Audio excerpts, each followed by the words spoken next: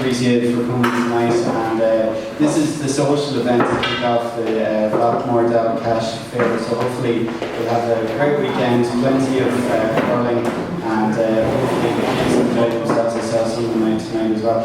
For those of you who don't know me, I'm Colin Duffy. I'm a freelance journalist. I'm also National GA Rounders Bureau. I've also been Ulster Camogie Bureau, National Third Level GA Bureau, and what else have I done? Oh yeah, Beach Ladies Football Bureau as well. These fine specimens beside me on the stage here, no introduction is needed. They've got county medals, they've got provincial medals, they've got All-Ireland medals, and in the case of this fine woman here, she's got a shed load of world medals. So I suppose firstly just a big welcome to Kevin, Aisling, Liam and Fionnuala.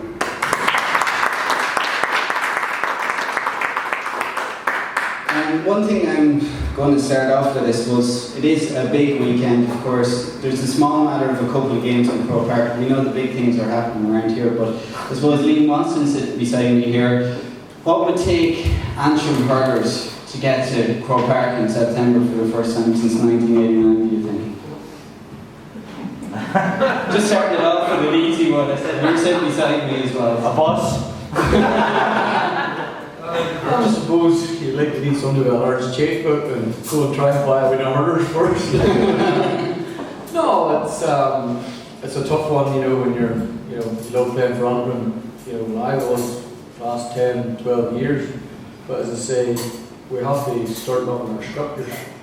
I think from our structures from a younger age group, I went there and I was asked to do a wee coaching down in Armoy, and I just never seen worse, structures. And this is meant to be like this year. So we're starting this year to build up for, say, 15 years time or 10 years time when we minor teams, under 21 teams. I just can't see it even working with these new structures in place that they're doing at the minute. So, as I say, I think my honest opinion is the ones at the top has to take a good look at the state anthems in at the minute, and that's, look at Frankie Corman's in there in his position. He hate pointing fingers at people like we have Crook or Caedmon Park sitting there. I was there last week and I couldn't believe this. It's an absolutely disgrace, that they couldn't have kept that place open until, we have this new stadium or whatever it's going to be, ready to go, or maybe the one in Antrim. Like the one in Antrim, we can't get an ambulance into it. We, obviously if it's a GA ground, you're going to have teams coming from the south, from Northland River up. Can't get a bus in, you're going to have to drop them off the side of the road, walk the players in. So what thinking is went behind all these structures? Another issue, and I'm going to be blunt about it, everyone's asking, will Liam Watson come back and coach for Antrim hurlers? Are you sick of hearing about this? Is it time to move on from that as well as everything else? No, I personally believe myself I'm still the best forward in Antrim, maybe Ulster. It's Kevin Ryan that had the issue. He was given the job to pick his panel of players. My honest opinion on it was he phoned me after he got the job and asked me to captain the team. So I was 2 weeks later down the line, not in the panel. So if you're asked to captain a team 2 weeks down the line, somebody must have said something to him or made him change his mind that I couldn't go on the panel. And when I phoned him and asked him why I wasn't on the panel, he says I wouldn't commit. And I said, well sure, I'm playing for Rockhampton All-Ireland, semi-final and final. Once it's over, I'll give my commitment to Elm hurling. And he says no, that you needed my commitment there and then. So that was kind of unfair on me, and it was an easy decision for me because the people I grew up with in the parish, the family, where we started our game. And it always goes back to where you come from, where this hurling game, the camogie game, it's a Gaelic football. It's always your parish and your family, where you always grew up playing. So it was an easy decision for me. I just said, look, come to play an All-Ireland semi-final in the club, final hopefully. If you want to take me on after that, I'm willing to give the services. he said the panel is closed, and unless somebody gets a serious injury, that would, open the door for him to ask who he thought was good enough to come back on the panel.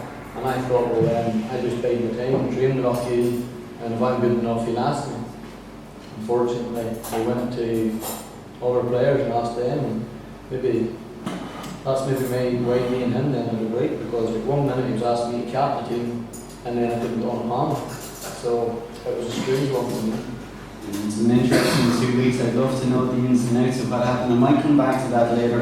But we want to talk about the All-Ireland finals, I suppose, first. And, Galway up against Kilkenny this Sunday in Croke Park. There's Galway and Tipperary, obviously, in the minor as well. And if you look at the senior, and I'll ask everybody here, will Galway finally beat the Cats? They came so close 2 years ago. A replay decided. What's your gut feeling at this stage? I just heard there a few moments ago both teams were unchanged, so that means Kilkenny have Jackie Tyrrell and Richie Kerr on the bench. Well, I'm a Kilkenny fan, so I'm sticking the head. There's no shortage of them up here. Kilkenny, I just think Galway has always had that wee doubt over them where they can be consistent over the period of the full season. They're always like hit or miss, but they seem to hit all the time, through the year. At the minute, is the final going to be their miss? This is the question mark, over it. But if Galway shows up, it's there for a great game. But I just think that Kilkenny always have three main. They can play nice, they can win nice, they can win ugly. They can do everything what it takes to win a game. And I just think when Galway's full back line will be tested with maybe TJ Reid and Owen Martin in there, I think we've got a lot of goals scored. Fionnuala, do you agree with that? Do you think there'll be a lot of goals this weekend and that they'll be going past the Galway keeper? I think if Galway will win, they'll probably have to score a lot of goals. The one thing about Kilkenny is they wear teams down.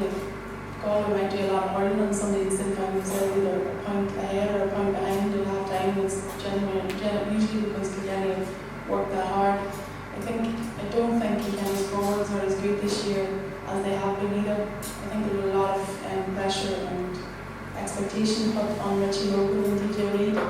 They'll be hoping that TJ Reid scores at least 10 points from place balls and from play.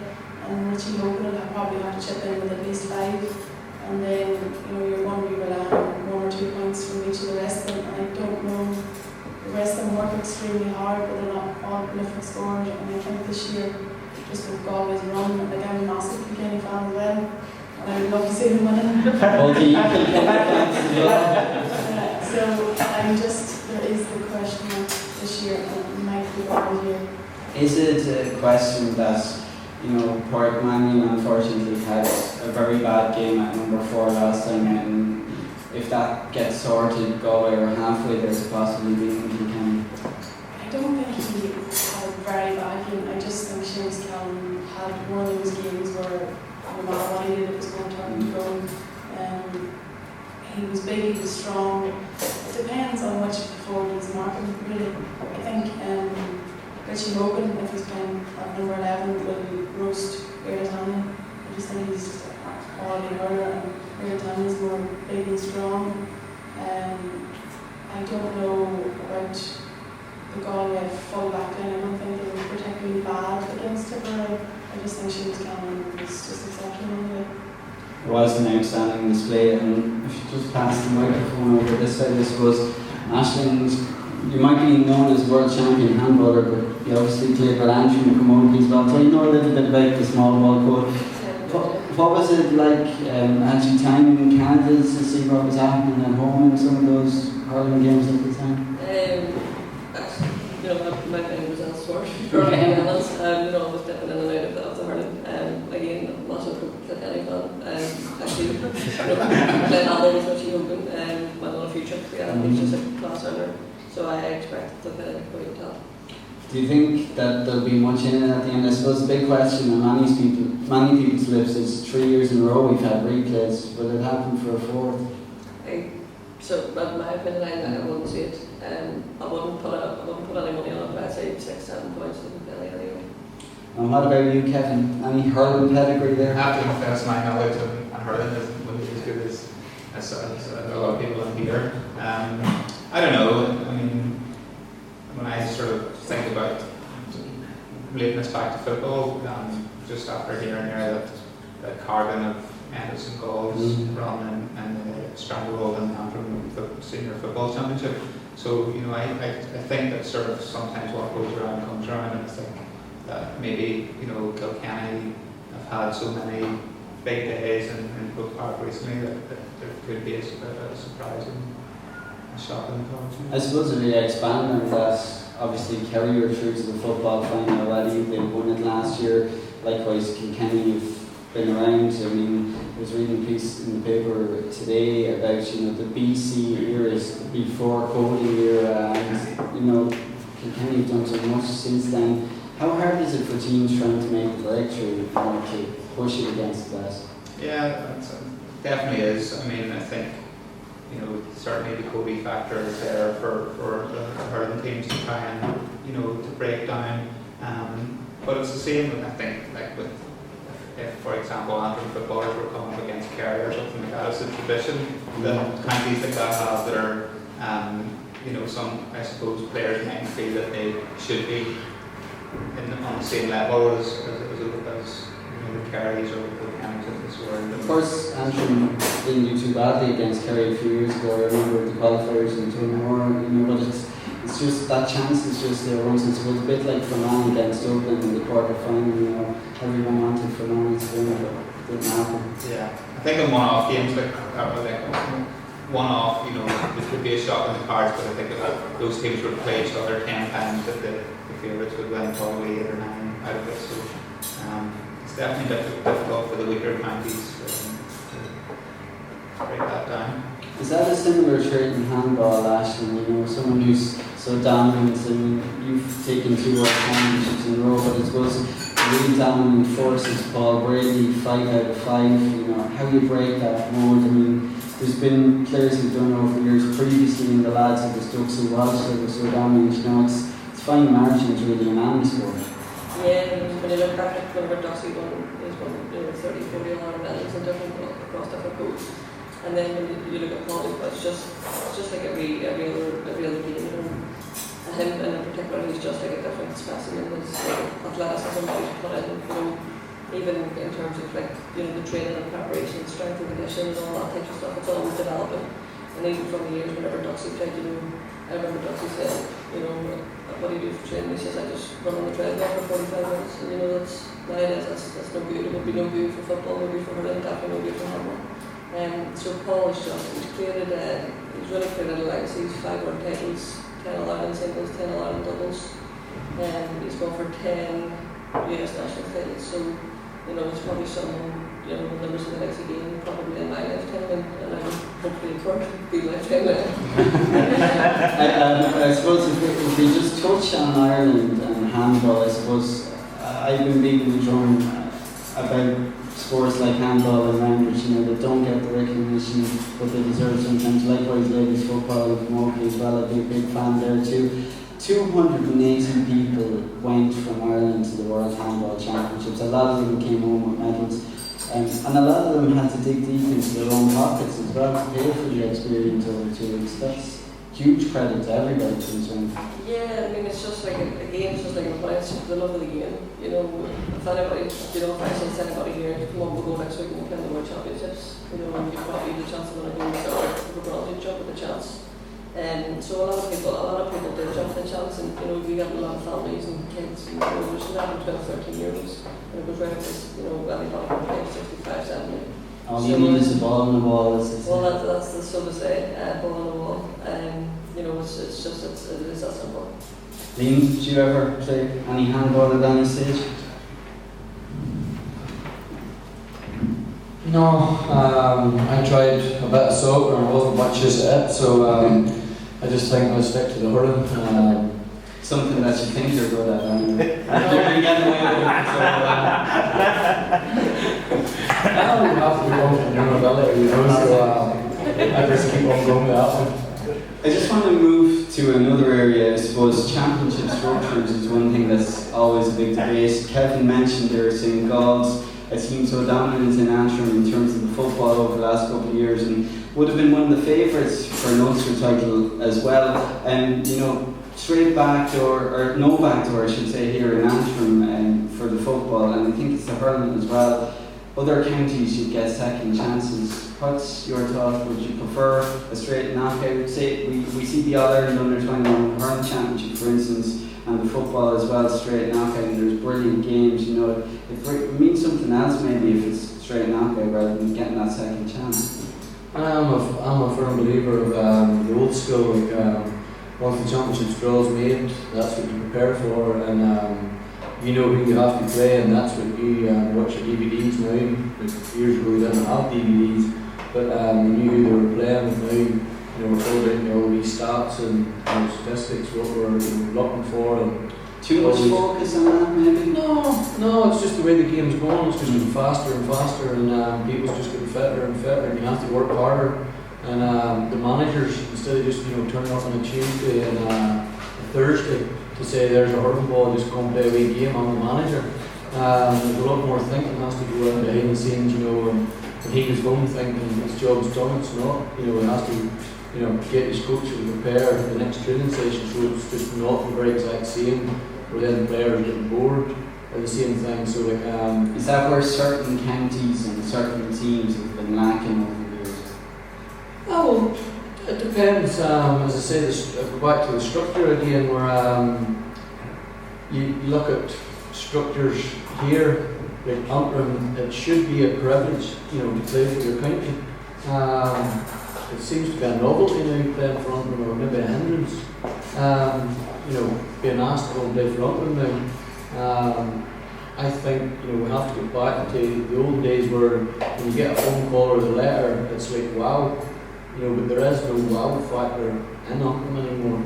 It seems to be just drifting, right away from the likes of Westmeath, Kerry, who are all on top of Antrim now. Like Antrim has to do so much work to even catch these teams now. And it wasn't that long ago that we beat Dublin in Croke Park, in a quarter final and all Ireland. So it's just go back to the other one. Just like that, it's old school. I'd rather have an upright championship. It means when people go, you don't see ones not call it, not getting into a tackle because we have another chance the next day. It's all or nothing, and that's where the G8 and 5 the G8 game comes out on top. Where you see the ball flying around as fast as it can go. And there's more entertainment, more joy and skill. Is it a blessing in disguise that Antrim has been relegated? I mean, next year there's a realistic chance that 3 pieces of silverware will come to Antrim hurling: the Christy Ring, the Division 2 League, and the Ulster Championship, I suppose, as well. My honest opinion, I don't think we should be allowed in the Ulster Championship because they're really great in it, Leinster. So, in my opinion, is Antrim, should be done away and let the rest of the teams play for Ulster because they're playing actually then for two trophies, so it's unfair then, and Derry doesn't get 2 chances, Down doesn't get 2 chances. Both have come so close in the last few years. So, my opinion is Antrim, shouldn't get the opportunity to play in Ulster. It's my opinion on it. It might be them who could win Ulster next year for Nula.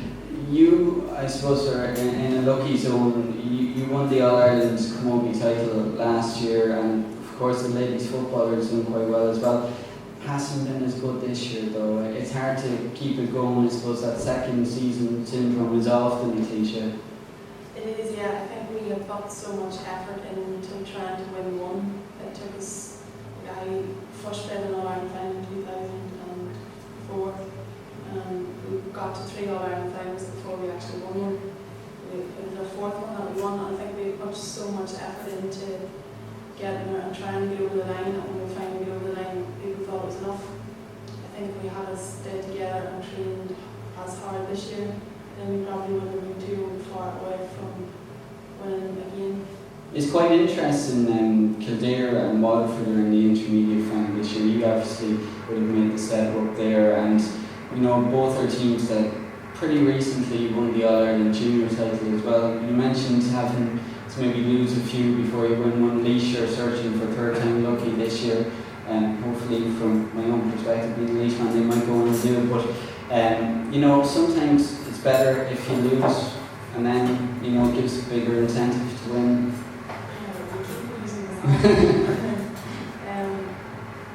Do you think it means more, or you appreciate it more? I don't think if I had a choice again, I would choose to lose over winning. We never, against Waterford, all these teams that we competed with and were level with, they've all now, as Liam said, we're all set above us now and we're playing catch up. And then when you have a year like we have this year, you're not only playing catch up on the standard, you're playing catch up in your own country and trying to get players back up into that level and that mindset of training that hard to win an All-Ireland. Like, it doesn't happen like Kevin spoke about Clare and the once off. You know, it doesn't happen just that these teams are that good. They actually have to work hard for them. But Kilkenny have to work extremely hard to be the best year in year out. And we can't afford to have a lapse. And if we spoke about Antrim there, is it a blessing in disguise? No, not really, because it's going to be extremely hard for Antrim to come out of Division 2 now. But they have went back and they seem to be on the downward spiral. Stopping that spiral is a job in itself. And then trying to climb back up that ladder again. You know, they could find themselves maybe not just next year, but then the year after and the year after. So it probably is a blessing in disguise, and when we have the momentum of winning, it's easier to keep it going then. You mentioned the championship structures. In Camogie, you have the round robin series, then the top 4 teams play All-Ireland semi-finals as well. It means that there's a lot of repetition. Cork against Galway will be the All-Ireland senior final this year. They've met twice already, once in the league final, Galway victorious, and then in the first round of the championship, Galway beat Cork as well. And then you go on and Cork could possibly beat Galway. It's a bit like the ladies' football with Cork and Kerry. You know, Cork just seems to come out on top, and it needs to be done. Yeah, I think ladies' games are different, and they need to have the round robin structure because they don't have as many teams. And they have teams that are a lot of different standards. I would be a fan of the championship game with the knockout stage, just as the excitement, the value, and you know, players tend to push themselves a bit more. If you have a second chance, like, are you realistically only going to take the first game serious? Like, Ulster's different because there's so many teams wanting to go in Ulster. But if they don't lose, then you know, it's not the end of the world either. Just going to move to football, and I'll stay with you for a second and then I'll ask the others. Dublin and Mayo tomorrow, a lot of us probably want Mayo to win, Sam, but that aside, can Dublin beat Mayo tomorrow afternoon, or who's going to win I was at the game last week. Mayo could have missed the chance. I think Dublin would learn more from last week than Mayo will learn. Fair to say Mayo has more footballers than Dublin? No? You don't think so? What about you, Lee? Not a Dublin fan, but definitely. Are you an Antrim fan? Oh yes, always not. Well, that's important to clarify. I would honestly say that Dublin is 7-8 points, and as far as talent goes with Dublin just face running them all around the night, you know, the bench, and you just see that they get better. Diarmuid Connolly's a big loss, though.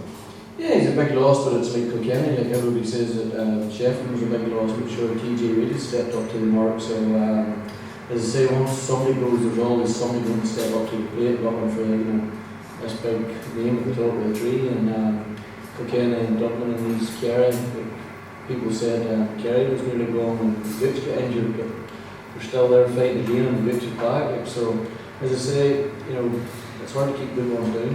They said Antrim was gone after Liam Watson went, but I'll just leave it at that. What's your thinking about tomorrow's game between Mayo and Dublin? Yeah, again, I was honest with the game last week. I would have loved Mayo to have won last week, but I do genuinely think they've missed their opportunity. Really did great to get some 7 points down, I think, at one stage. But you know, they made much more kicked far more wides than Dublin did, and I think this week Dublin they've set in to kind of get on top of things again, and even though I would love Mayo to win, but I just think Dublin will edge it. Kevin, do you feel the same? I suppose one thing about Mayo, this is their second year in a row going to a replay in an All-Ireland semi-final, and they underperformed in that replay last year then in Limerick against Kerry. So will that happen tomorrow? Possibly. I think it's like Liam said there about Galway. Mayo they can be so good, but then they always come proper at some stage during the season. They never seem to be able to just get that run together to get over the line. But and the fear for them is that they could win tomorrow, and then they could easily go out in the final and not perform again. So I think everybody would like to see. I would certainly like to see Mayo do it, and I believe that they have the players. I don't think Mayo played as well as they could last week either, and I have a sneaky feeling that they, and I hope that they do it. And I'm not sure with Conley, does he not? I think he can maybe have a last minute. He'll be out. You think he'll be out? You never know with the Dubs, they could get something Saturday night that he could be. They got a €6,500 fine that nobody expected to come either, so you never know. I think a lot of the Dublin players played on the edge last week, and the referee will certainly be looking out for that this time. So, but you mentioned there about talking about like stats and so on earlier on, and Liam, Mickey McCullough, I'm sure Liam knows Mickey well, Ashton as well. He's a hurling coach from Rossa, you all know, and he's coached numerous teams, and he's now coaching. He works with me at the minute. He's coaching a hurling team down in Dublin, or helping to coach a hurling team down in Dublin, and he's sitting at work today watching a DVD of their games, and he said that all their games are they're videoed, and they're on some sort of like a player package, the stats that the measures how far they run, and how many break balls each player wins and so on. And this is what like hurling clubs in Dublin, the lengths that they're going to. And then he said that around their pitch they have like these Wi-Fi hotspots, so the managers and coaches at training are out with their iPads and they're calling players over during training sessions and showing them clips from the previous game, and what they did right and what they did wrong. And, Is that a bridge too far? I mean, it is an amateur sport. Yeah, but I mean, everybody says that Dublin gets a lot of the money thrown at them, and that's why they're so successful and so on. But it possibly takes away from the joy of playing. A lot of people will say that you look at the Dublin footballers, or Stephen Cluxton in particular, that he never seems too happy to be playing, and I think it was Brendan Cross in Irish News was writing recently saying that you don't really get to know anything about the personalities of players anymore, because the management have them so warm that they're not allowed to give much away to the media. And I think that's a good thing either. Like it's good that we have people like Liam and so on, and somebody with character and so on. You don't really seem to get that anymore, because players, you don't know anything about you don't really want to know about their private lives, but you do like to know a wee bit about them. You mentioned, you briefly touched on something there I want to discuss, referees. Yeah. But what do you think? Everyone seems to be giving out about them. They're only human at the end of the day, and is it fair, the criticism that they get? There's one sitting there.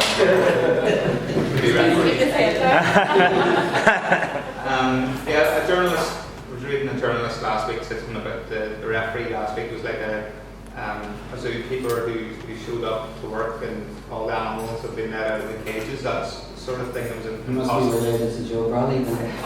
It was impossible. In the fighties of the championship or league game or whatever it is, you can say or do something that you regret maybe, they have a hard job, I suppose, but so do the players.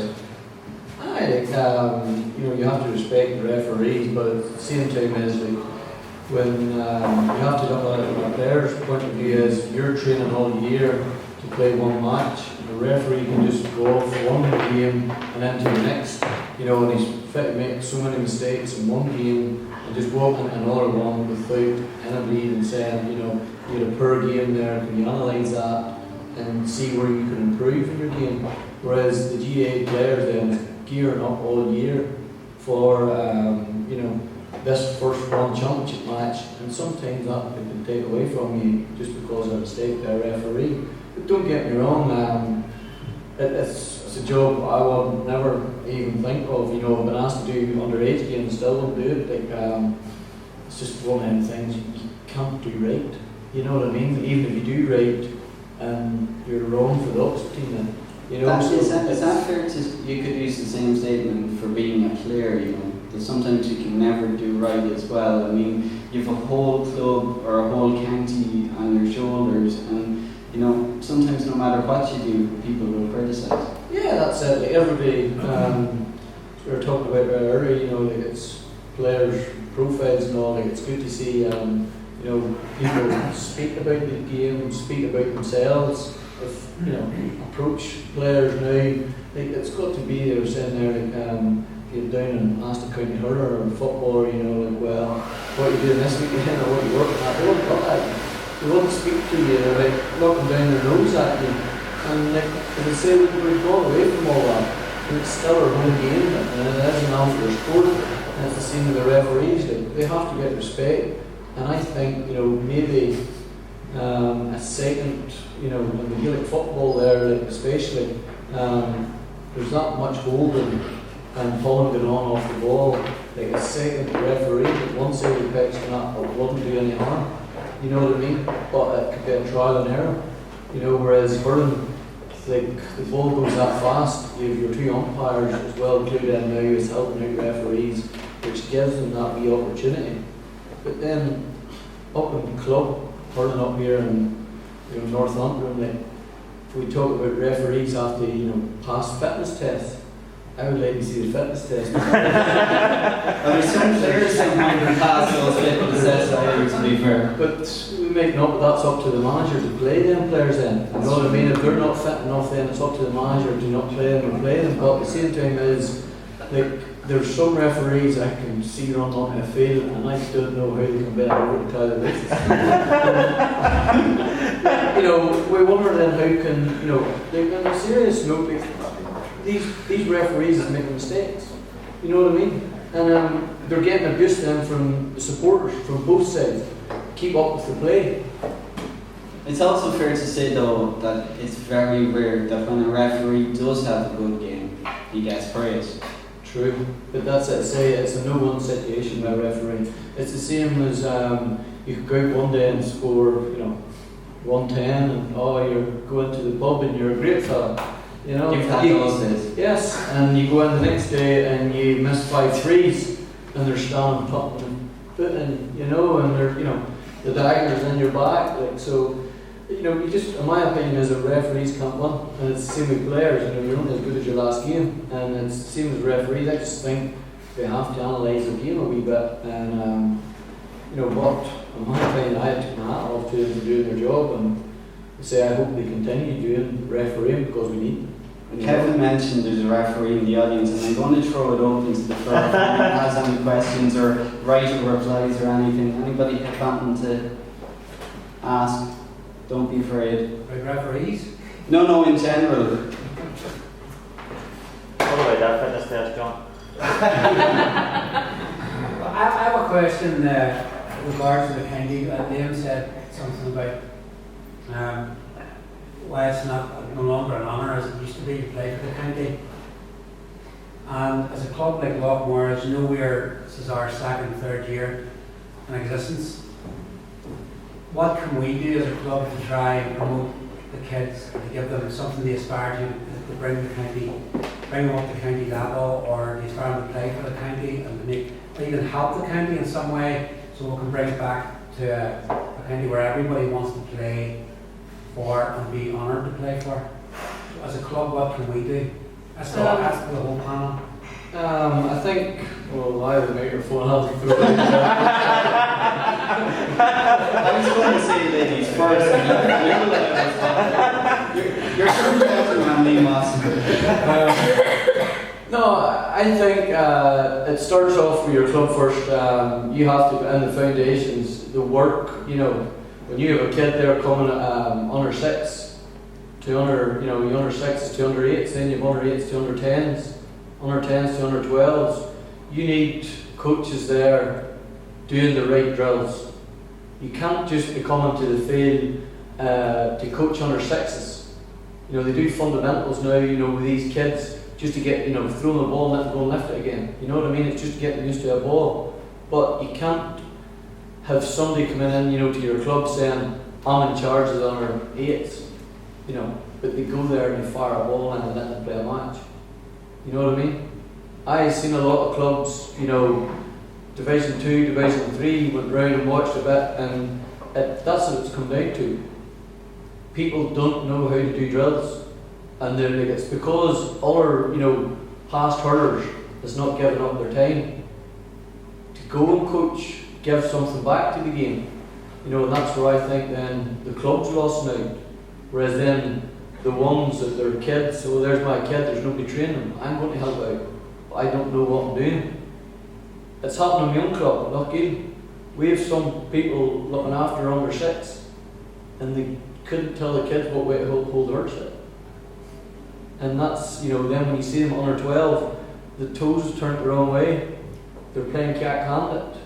And once you start with that, that's hard to, if you set a ball down in the ground and say, somebody that's natural and somebody that's cack-handed, lift the ball for 1 minute, and you lift the ball for 1 minute, the one that's natural will lift it far more times. He'll lift it maybe 40 times in a minute compared to maybe the 22, 24 times the young boy that's cack-handed.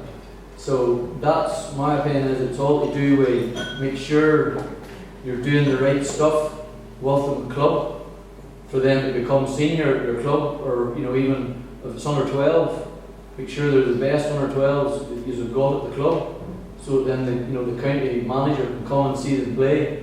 If they're good enough, they should get picked. But they shouldn't. My opinion is there's a lot of ones getting picked. It's not good enough for county panel at the minute. There was 3 players asked up late on their Antrim panel. In my opinion, it was just adding up the numbers and making up the numbers, and that's not good enough for Antrim hurling. Yeah, see, from the point of view, we were saying there about people coming. I'm a parent who's never played rugby. Yeah. I was going in trying to help out with the team and all that there, but what would your advice to me be as to go as to how to develop with kids, or do you know what I mean? Well, there is a lot of coaching courses there, for parents, so then even they go, if your kids is dropped off at the pits, they're trained, even to go home with you. Like, in my opinion, is they should be even doing the extra hour at home, as well as on the pitch, because you can only do so much, say 30 kids, or even if it's 12 kids, one person can only do so much with them in 45 minutes. But there is so many coaching courses out there where you can see it, Woody and that there takes coaching sessions, and some of them's great. They'll give you great ideas on what way they work with kids, and it's just to go and stand and watch them and take a pen and paper. There's no shame in going with a pen and paper and writing down, there's a nice wee drill I would like my wee club to start, and once you get one, and then you'll get another one, and then you have them all down in a wee jotter, and then like if you're taking that under 6 or under 8 team for say 3-4 years, that there will build up to then we fundamentals will go on to the under 10s, and if you have that set up in under 10s, they'll be doing more advanced drills, and then it becomes stepping stones right up until then you're a senior hurler, and that's where you'll see progression then. Lee mentioned their parents, and Fionnuala, I suppose one interesting thing for women's Gaelic games is that the way is the Mum and Me programme and Gaelic for mothers and others with ladies football as well. Interesting to see there's nothing like that when it comes to the lads.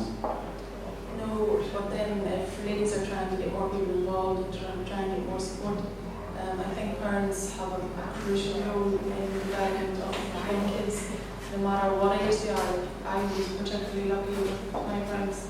I had support from I was 4 and 5 year old. Like, it's, as Liam said, it's not about training, understand where it's the encouragement that you can give them to make them want to stay. Like, push people who you want to tell if you have a training session, if you do well, or if you have a match that goes well, is your family. So the role of a parent and a support network from having your family and your brothers and sisters involved is crucial. And it's the work that they do away from the 1 hour and the training ground is going to make them the player that they could become. And they're only going to become that player if they're getting support from and encouragement more than anything from a parent. And Ashton, you would have seen a lot of that, I suppose, in terms of camogie, but from a different perspective maybe with handball as well, because there is a little bit of the group coaching, but there's the close one-to-one tuition as well, and that's just as important with the hurling and football as well. Yeah,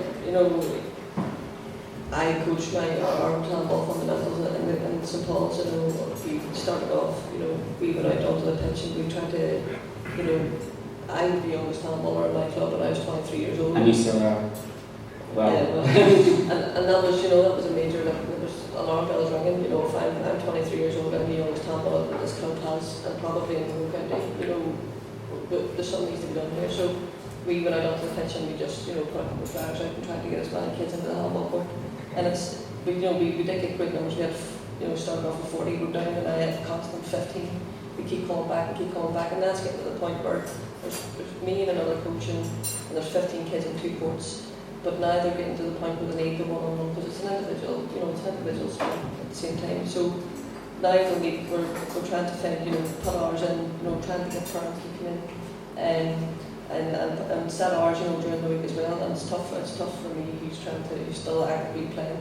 But yeah, the parents they definitely have a huge role in terms of, bringing the kids up to training and making sure that they're having fun, and I suppose it's our role as coaches as well. And then I talked to you when you came back to the airport after winning the World Championships, that you mentioned the importance of your victory for inspiring the next generation as well. That's another element that's linked into all of this. Yeah, every time, I went off to the court when I won, All Ireland Championships, US Nationals, Irish Nationals, whatever it might be, it's equally as important for me to come back to my club and these 15 kids and say, this is what possibilities are. If you keep, just going in the right direction and training and put the time in, you put the time in, and it'll show. Whenever I can go back and I can say, look, I've won, 2 world titles this time and a world title the last time, and these kids in their eyes light up and they just want to. She's like, well, I want to be like her, and that's great. It's great for me as well because I want to win for them, and then they want to keep going as well. So it's just kind of a give and take kind of You're on little mini supporters club in St. Paul's. My minions. Kevin, you can take a lot of what the other three have said there, there's a lot of similarities. It doesn't matter what the sport is, being nurtured, parents, etc., family, that support, it's all common factors really. Yeah, it is, and it is hard for a new club to set up, because I know my own club, Money Glass, we are always increasing a football club, ladies football, and ladies have set up a hurling and camogie in the last 3 or 4 years, and advice that I would give, I suppose, is to look at clubs maybe and to speak to people within other clubs that have done what you're trying to do, or we're still in still in its infancy as well, and it is going to be difficult. But going back to the original question, I think there is a lot of apathy in Antrim at the minute, and there's nothing really at the minute for young players to aspire to play for either the senior footballers or the senior hurlers, and that will impact, I think. When you don't have James Lockery, the James Lockery's playing for Antrim footballers, or you don't have William Watson playing for the hurlers, I think there is the state of things at the minute is at an all-time low. There's Casement, talked about Casement, Dunsilly seems to be no further forward, and everything's just it's a bit depressing in Antrim at the minute. But as a club, I suppose you just have to be persistent and enthusiastic, and hope that some big days do return, and that the young players in the county do want to go and play for the senior teams again, and we will have more big days out. Talking about like for coaches as well that maybe don't have or want to get involved in coaching that don't maybe have a background in it, or maybe even a background in hurling or camogie. And I think of an example that I would use is maybe Joe Cassidy, Joe Cassidy is a PE teacher in Cross and Passion in Ballycastle, and Joe's from Balahi in County Derry, and he's a great Gaelic footballer and played in Balahi, would never played hurling in his life, and he's now coaching senior hurling team in Cross and Passion, and he's just adapted, and it just goes to show that maybe somebody with very little knowledge initially of hurling has gone on to do really, really good things, and I'm sure Liam would probably acknowledge that as well. Within that, I'm sorry to go across it, but I suppose it's all about the team of people you have around you as much as the individual as well, and that's, I suppose, another key message for yourselves as a new club. The unit together rather than individuals going off to do their own thing. Sure. If you have, seems to be a good core group of people here that are going to, stick at this, and you seem to have good numbers, and at on-grade training. I was talking to the chairman earlier, so it seems to be going well. I suppose I'm going to start with you. There's an awful lot of negative talk here tonight about Antrim GA. There's an awful lot of negative talk among the wider public about Antrim GA. I'm the person who's always keen to take positives from negatives. It can't all be bad. No, well, it's hard to... Can you find anything that might be positive? Actually, success. It's about the only good thing that's... Ashton's certainly pulling their weight, that's for sure. I don't know where the blame lies or whatever. It's certainly not. It can't just be with the current county board and so on. Things have obviously haven't been right, or they haven't had any foresight for a number of years. They haven't planned ahead. And I remember years and years ago, a guy called John Goff, who was a St John's man, who was big into the Antrim County Board, and I remember him walking away and doing a big interview in Irish News. It was kind of like one of the first ever interviews where somebody went to the Irish News and gave off about the county board or something, and John Goff was a man that I always really respected and thought that he had his head screwed on, and that was years ago. He walked away and sort of said, look, I don't think Antrim are going anywhere. I don't think that the county board are going in the right direction. The structures aren't in place in the schools and so on. And to be honest, I think he was right back then, and that may be like 12 years ago he saw that. And, are there shreds of things going right? Meaning football, Antrim under-21s were perhaps a bit unlucky there a few years ago not to progress further in the Ulster Championship 2 or 3 years ago. Antrim beat Laois in football this year. That wasn't expected. They hadn't got their so-called best 15, yet they won. And I suppose St Gall's progress in the Ulster Championship would reflect well on Antrim football as well. Likewise in hurling, Lochiel doing well. I mean, Antrim, like it or lump it, have got to an All-Ireland final at under-21 level in recent years. There's a constant flow of Ulster titles.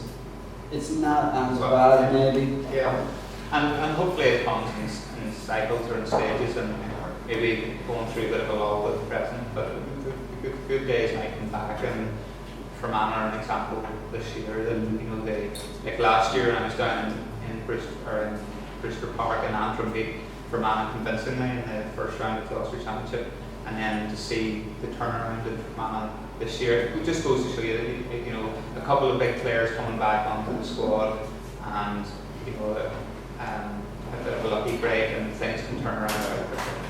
I'm just trying to move to Ashton and change tack slightly. The issue of professionalism in the GA is a big thing at the moment. In handball, you've got your amateur and you've got your professional. You've beaten some professionals in the past few weeks over at the World Championships as well. What's your take on it all? Because I know for the likes of Paul Brady, for instance, he'll enter the professional competitions as well as sticking with the amateur also. Yeah, I mean, the handball's very strong here in Ireland. It would be, it's not really worth your while. I could move to America and to become a professional athlete. But what I get out of having training here, you know, just even the facilities and being able, the one is very small, you know, I could travel 3, 4, 5 hours just to get games, or if you were doing my day, you know, the enjoy it. So yeah, you know, it's great going back and forth. I go back and forth about 4 or 5 times a year and play professional tournaments.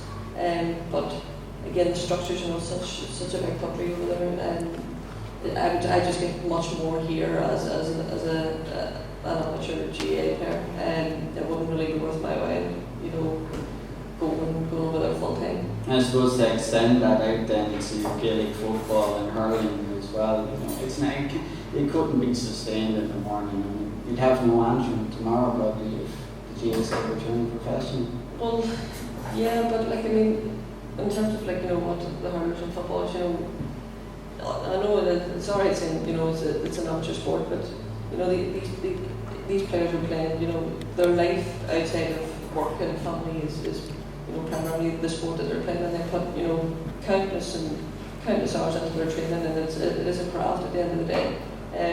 So I don't know, you know, some people say it wouldn't be good for GA to go professional.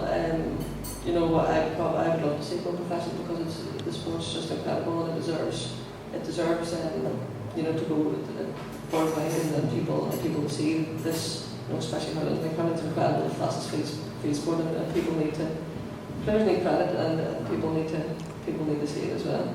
Professional in all, but getting that paycheck at the end of the week then at the moment, you feel?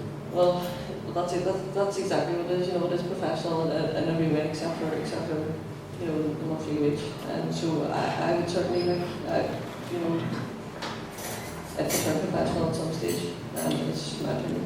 Liam, the transfer deadline day was last Tuesday. I don't think you guys anything near that window, but if you were, would you fancy a career as a professional hurler? 32 now, I don't think it. Maybe if it was 6 or 7. If it was 6 or 7, somebody said the game was going to go professional, I'd say yes. It'd be worth at least £1,000, I would say. Maybe 1,200. No, I would maybe disagree with actually now I would rather stay where it's at. I just think the money that they're getting from a lot of the players is putting so much into it after the work hours. It is, you know, they're training their bodies like professionals, but at the same time as this year's like a family game, you know what I mean? And I know us selling rights to Sky TV, I didn't really agree with that, but if we're going to get good money out of it and give back, Croke Park's going to give money back to the clubs so then they can give better. Clubs like this here starting up, if they can give some kind of funding for you know, to try and build this club to be playing at senior level, then that's progression, you know, from Sky deals. But if they're going to take it and set up in Croke Park headquarters with the shirts and ties on and eat steaks, it's never going to be use. I don't think it might be a car for you dinner. There's not too many steaks. I know myself being up there, but for Nula, you all had too many steaks. We'll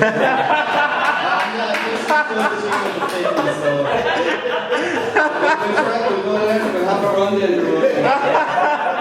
But Fionnuala, I suppose talking about professionalism and the GPA, earlier this year the women's GPA came on board for the first time, and there's been strides made already. It's a long road, much like the men's GPA, but I suppose it's about just getting the basics right before you can talk about anything else.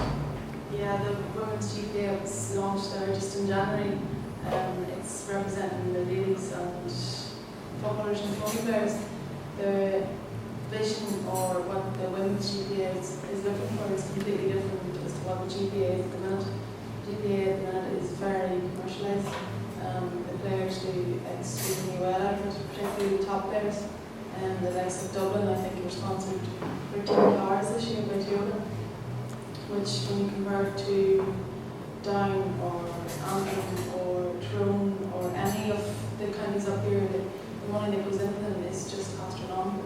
The women's GPA are looking really to set standards for female sports players. They're looking at, you know, they have dinner after training, you know, they've hot shower facilities and things like that. So they're probably looking for something different. I think it's been a great step. I think the right people are leading it. And I think it is different to men's GPA, and it's something that is probably needed to push female sports on in this country further. Would you, I know you're involved with the WGPA as well, but I'm sure like the rest of us, you also hear cases of even the men's county teams not getting what they're entitled to either. Oh, yeah, you do. You hear it a lot. Like you hear the county players being promised the Sunday and the stars, and I think young county players now are particularly exposed to it. Like young people now, they get so well looked after, they get their gear, they're well protected, they get their expenses, but they also have so much more attention on them, there's so much more, like, we don't find out enough about their personalities, but then there's so much expected of them. You know, you've young girls that really wants to come up now at 16 or 17 years of age, the spotlight will be on from them, and there is so much pressure associated with it, so I don't know, I think it's probably something that has to change. You have to learn more about the player, but you also have to let the player be your person. There is someone behind that player as well, and you know there's so much in the media spotlight. You know, I went to the match last week, and the Dublin supporters were criticising Stephen Cluxton because he was going to take frees. Stephen Cluxton won the Northern Ireland just 2 or 3 years ago, so you have to be mindful of that as well. If you're still dealing with people, still dealing with emotions and personalities, and like mental health is always in the news now, so I think that we just have to. I suppose one of the campaigns for the WGPA already around billboards around the country and bus shelters as well, you know, what happens behind the player. Was it quite a clever campaign, half in your county kit and the other half was your work life? It's interesting. It's interesting for people to know about the player. We just spoke earlier, but we don't know enough about the personality. We don't know enough about Neil Watson who's playing, or you don't know enough about Bernard Grogan or Jim Conley or any of these people, but yet you see so much of them. So it was a good initiative. It was something that I've never ever done before. So it was good for me, female point of view. Often the personality on the pitch can be totally different. The one off is, there's a lot of people here probably got a few cards in their day, but as you can see tonight, they're all nice people. I suppose, particularly this man here. I suppose kind of moving on from that, something that you were talking a little bit about there as well, you know, mental health and, you know, people's personalities. What gets said and written about players is crazy in a lot of cases these days, and there's a lot of talk about punditry and everything else. It's very easy to open your mouth or to write something down, but it's another thing to actually affect that person, and that's not often thought of maybe either. No, sometimes a flippant remark we make, but the biggest critics is actually the player themselves. And players will go home at the end of every match or every training session and then think about what they did right, what they did wrong, what they could have done better. But then you have people on TV and you're right behind magazines and papers, and they're hard. You don't understand like how hard you are yourself. You have to be a kind of player. You're continually setting standards, and you know you might be pushing yourself, but you also don't know what somebody else might be going through at home. You know, your job, you have your family, but you're still going to your training and you're pushing yourself to be the best that you can be. And then you go and someone is giving out about you or saying that you're not up to that standard, or they're saying your standards have dropped, or you're just not good enough. So it's hard from that point of view. Is that the difference, Liam, or the similarity, I suppose, in a way, in that, you know, for GA players, they're criticised in the same vein as soccer or rugby players or any other sport, yet the difference is these guys have to get up on Monday morning and go to work or college or whatever. Well, I think when you look at the GA players, they get up in the morning, they just have to go and do their 85 job, whereas when they're playing in group, but behind the scenes, maybe you don't want to be there. You know, what's hiding inside of him. When he's getting up to go to his work, he maybe doesn't want to go to his work. Maybe something bugging him, something bothering him. But I know it's coming in now. The Washington Comple's done a great job there. They set up a campaign there where you can go and talk to them, a bit of counselling and things like that there, where the soccer kids, they get it, anything they want, they go there, train 3 times a day, they get counselled, 3 times a day, and I think sometimes this media that we're talking about there, on players, sometimes it is, a shame for Brawley and all the rest. It's easy for them to sit and get paid, to criticise them, but they don't know really what's going on in the background. And sometimes, as I said earlier, you're only as good as your last game, but you could be like up here, in your life one day. If something happened, whether it's a family member, was taken away, or like cancer getting to your family, some of these, things that you have to deal with. It's easy for the pundits to criticise a bad performance, but they never take a look at themselves and say maybe there's something else behind this. And on my own point of view, we had a great man in there, was Joe McGurk from Derry, when we won the All-Ireland, and he was fit to tell whether it was myself, other players. He knew when we came into the training ground whether we were something wrong at home, or whether we'd done something wrong, or whatever. He was fit to read us like a book, and we were fit to go, and he was the only one that we kind of trusted. Like, we could have told our manager, but it could have been in the newspaper the next day, whereas we were fit to trust him, and he trusted us, and we were fit to see then that, he just came walking towards you and says, "What's up?" And you just let go, and your emotions, and tell them, and then next thing you were fit to be free to play your sport again. Yeah, to have that release sometimes. Yeah, that's what it says. It's just like if somebody taking a button off you, and just going, "Wow, it's off my chest," instead of bottling it all up the whole time. And sometimes that it's good to have. We talk about these managers with these great history behind them. Like Brian Cody has won this and won that, but our manager has won 4 championships and an All-Ireland. He's a great CV, but he couldn't see that, point of things. So there is people sometimes you have to bring into your backroom team to see these things, so then, pundits, it's very easy, as I said, just very easy for the pundits to, make you look like, scapegoat. You've got a shed load of criticism over the years. Did that ever affected you in any way?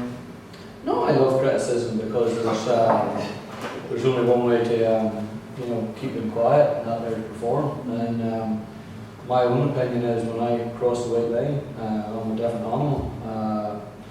I do what I have So to do. you're a nice guy by day, and on the pitch then you just let loose. Well, I do anything to win. I just Nothing love wrong with that. I love the sport, and my manager will tell you when I go training, I'm the hardest trainer we have, and I just, if it's one of my teammates, I'll get stuck into him as hard as I can, as I would, I've always gone down to play Dublin, Kilkenny, or anybody else, and I say that's just the way, I am myself, and it's just the way I'm going to continue. And if people criticise me for that, and I still get my rewards for lucky winning championships, or hopefully maybe next year I'm winning medals, I'm happy to pick the criticism and keep moving forward.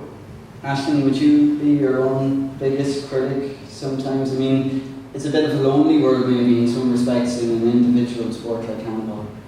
Yeah, definitely. There's nothing worse. Getting beat in the game and nobody to blame but yourself. There's only you. You don't have 14 other people. To kind of show that type of emotion with. So sometimes when you come out of the court and you suffer a loss, it's one of the lowest days that you'll ever have. And then again, it's a flip side. When you win, it's one of the highest days of your life. So it's just trying to, again, what Liam says, I'm very lucky. I have a very small group of people around me who I trust.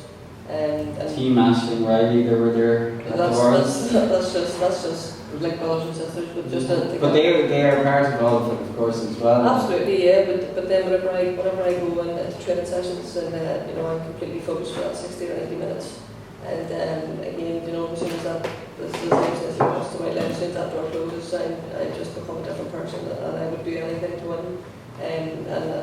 You know, whenever I go through training sessions and whatever, I treat every training session and everything like I would a World Championship final. And that's just, you know, it's not like a split personality, but it is kind of two different types of people. So it's just trying to balance the emotions and then, you know, being able to close the door and you know, continue through the day-to-day life. But sometimes it's tough, especially, you know, if I mean, like I said, we don't have 14, 15 other people to get it back down. Kevin, did you find that evil twin brother out on the pitch during your days? Probably not. Were too nice? Possibly. That's where African football fell down. Possibly, yeah. Because you know, you quite often think that like a lot of the best players have that, or the top players have that sort of streak in them that they would do anything to win. And you know, while the likes of Peter Canavan was probably one of the best players that we ever saw, or Henry Sheffield, like they wouldn't think twice about, you know, doing what they have to do to win a game. So for me, really, just different people have different personalities.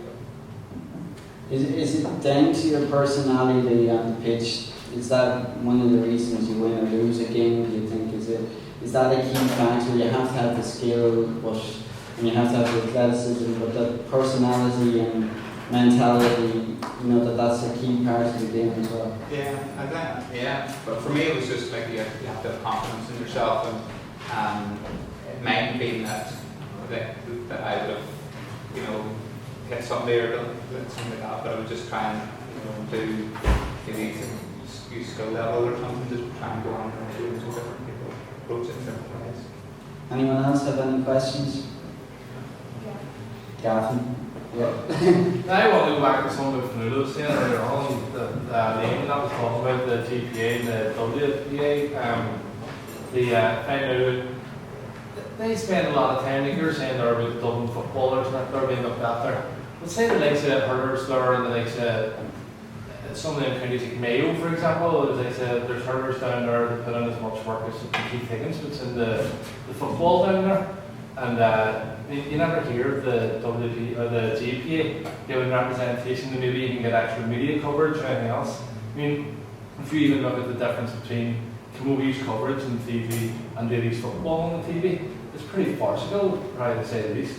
But I was just wondering sort of what the WGPA and the GPA sort of are doing to cover more angles, and like even in the Christie Ring final, I went down that this year there.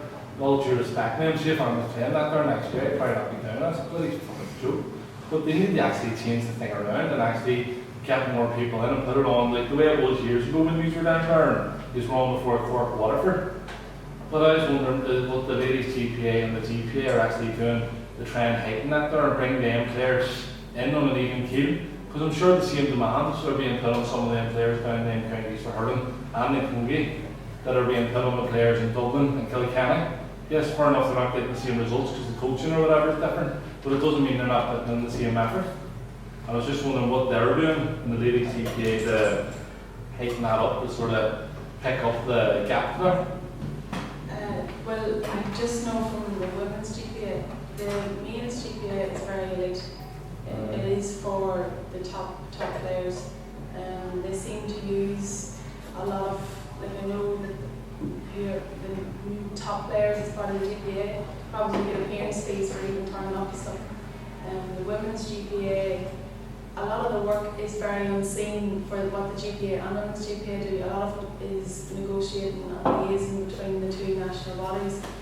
They don't, the GPA has only really been recognised by the GAA in this past couple of years, but yet they're only being recognised from a player welfare point of view. They don't have any involvement in trainings or in county games or in administration at any level. And the women's GPA, who are just in the start, a lot of the work they do isn't really seen. Like there was a Camogie incident this year where there was a coin toss that was in the news. It was actually the women's GPA who got the Camogie Association to go back on that, but yet it wasn't seen or heard of in the papers. It was all done behind closed doors. I think for the women's GPA and the GPA, it's more about the player and player welfare than it is about, the amount of effort that they put in, because I know, like, I put in as much effort, or I have put in as much effort as anybody from Cork, from Galway or anywhere. But the women's GPA is really raising standards and raising awareness and profile for female athletes in Ireland. The male GPA seems to be very elitism, and it seems to look after the top players more so than, like, if Keith Higgins wasn't playing football for Mayo, you can be guaranteed you probably wouldn't hear from him, even though he's still as good as athlete as he is. If he had shoes hurling over football in Mayo, you wouldn't have heard of him. Like, the GPA are probably going to use his profile as a Mayo footballer more so than they would as a Mayo hurler. I don't know if that answers your question. I suppose, Liam, when you were involved with Antrim and you moved back, did the GPA do much for you as a player? Yeah, well, this year's another thing where it's kind of like a lot of ones. Northampton was going to play for Antrim because if you attend, what is it, something like 45% of trainings, you get something like €600. So MJ wants to go and get €600. From Kevin Ryan, you can go and get. I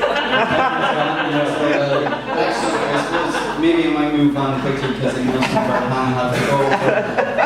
Who would you like to see as the next manager of Antrim? I don't know. I just like of course maybe you can imagine them, not just a specific. Well, it's like Jim Nelson, God rest him, but I still think. Like the likes of Kieran Barr, I heard a rumour there that Kieran Barr was trying to put a 4-man panel together to try and pick the right man from Antrim, not pick a lunatic from the south, and reach the 20,000 and give him a jeep, and then just walk away and leave the county in tatters and say, thank you very much, my bank balance is great. Is a bit of both maybe needed, that Antrim local knowledge plus a little bit of a boost from somebody from the south? No, well, look, you won an All-Ireland in 2012 and nobody for the south, so in my opinion we don't need that. It's all about managers and coaches trusting the players, because in my opinion we were talking there about our positives in Antrim. Like you said you wanted positive. I know myself there's 22 great hurlers in Antrim. And if a manager comes in and picks the right 22, 25 players, I know Antrim can climb right back up again. But, as I say, answer another question, who I would like. Kieran Barr there was in the Antrim team, and I think he was trying to put a 4-man panel together. And I think them men, as well, knowledge of what it's going to take to get Antrim back to where it's at. And it may take, a few months for them to go through, different clienteles, see who they want. But I think that's the people that should be picking the next Antrim manager and not Frankie Conn. The local knowledge is key, I suppose, when a county manager is going to seek out players, and that's the one thing that anybody from the south won't have. And that's a huge advantage. I suppose you go back to Sandro and Woody a few years ago, they had come through minor under 21. The lads are back a little bit with the underage now as well, trying to start the next generation. That's kind of the thing that's needed, really, isn't it? Yeah, it's needed, but at the same time as you seen what they were trying to do, they were trying to bring an under 16 team into minor, and the minor then up into under 21. And that's progression. As I say, whereas our minors, our under 21s going, we got to an All-Ireland semi-final, and in my opinion it was completely not a fluke, because there were 6 players turned up for training the week before they went to Croke Park to play, their Stadium, for their match, and it was just like the buses leaving Belfast at such a time. Whoever turns up, you're going. Well, I'm watching Antrim hurlers as a journalist for 12 years now, and one thing I've often found hilarious with the under-21s, you could miss your provincial final, you could be away on holidays, which is the usual excuse, and turn up and start the semi-final. That is something that has to change, I'm sure you're sure. Yeah, well, everybody knows when the championship is. It's right in the middle of August, July, August, September. Always there.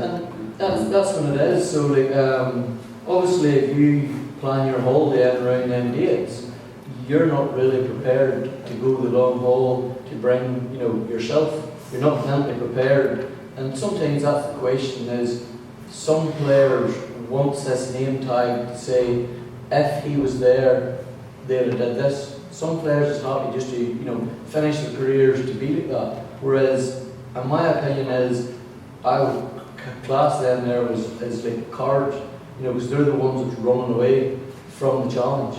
You know what I mean? And the challenge has to be met fair in the middle. And some people that's booked holidays, you don't see, Andy from Cushendall coming up now to play lucky in the championship, going away on a holiday. You know what I mean? You don't see any lucky players going away on a holiday when we're playing Cushendall. You don't book holidays. You take them, you go skiing or something.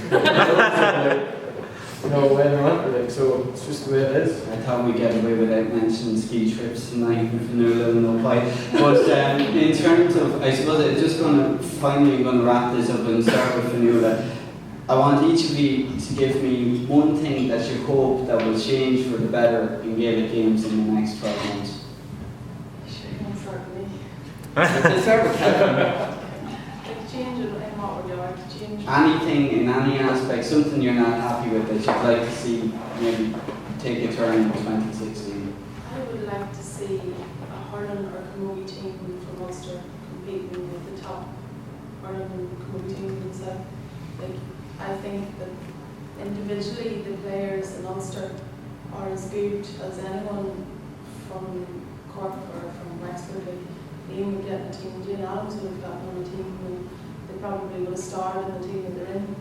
I think that there just probably isn't enough of that calibre of player.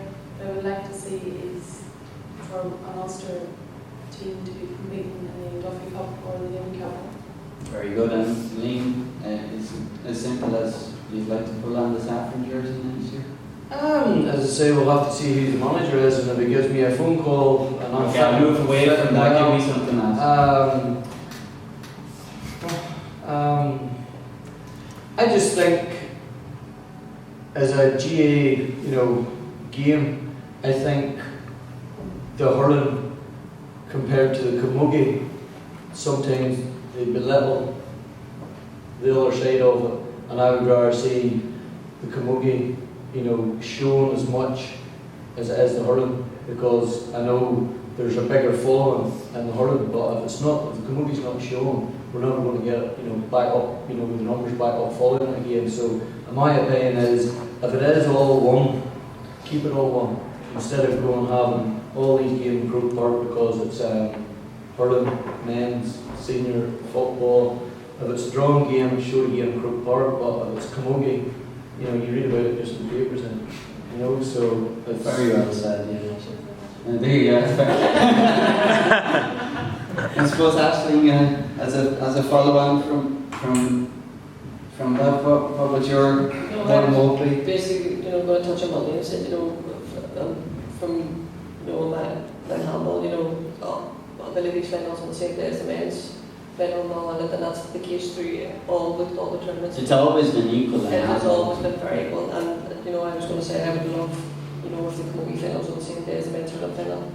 To me, there's no reason why they have the minor final, the women's camogie final, and then I don't see when there's and the same with the football as well. So I would love there to be an equal playing field across all the codes, and everybody gets their fair crack at the Sunday game or whatever it is in their fair coverage. I would love to see that. Would it be fair as well to say that it won't happen next year, but in the coming years that you'd love for handball to allow Ireland fans to be back in Croke Park?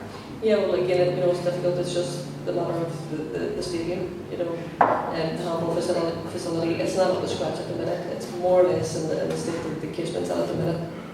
You can't play games that are, it's just not feasible. Yes, one day, it'd be great, but we could build for the much money it's going to cost to build one facility. We could have 5 or 6 or 7, smaller facilities. So, it's a double-edged sword, I suppose. And Kevin, with your personal hope, we like what I was saying to lean back in the Saffron jersey. And as that, but I suppose next year, to say it would be, as Antrim people here anyway, that if we're sitting here this time next year, that Antrim have progressed in some shape or form, whether it's on the pitch and off the pitch. And that's just from a selfish point of view, but it would be good to get just a wee bit of enthusiasm back into the whole county. Well, we'll see what happens, but many thanks Kevin Brady, Aisling Riley, Liam Watson and Fionnuala Cairn. Thanks everybody.